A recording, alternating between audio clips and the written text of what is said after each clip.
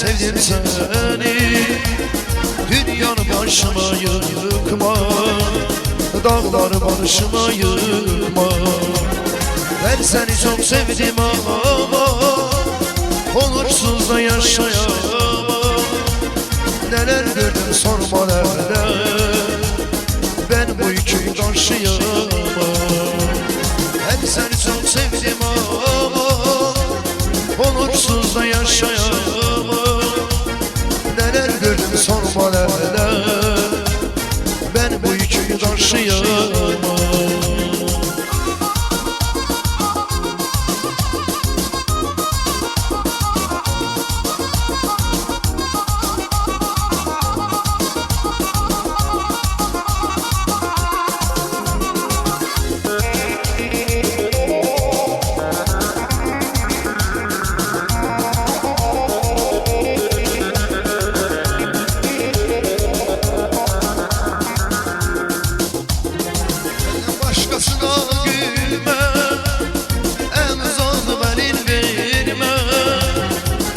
Başkasına gülme, el uzandı belin verme.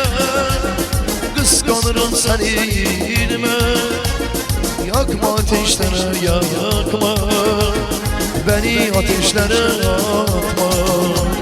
Ben seni çok sevdim ama onursuz da yaşayamam. Neler gördüm sorma neler, ben bu yükü taşıyamam. Ben seni çok sevdim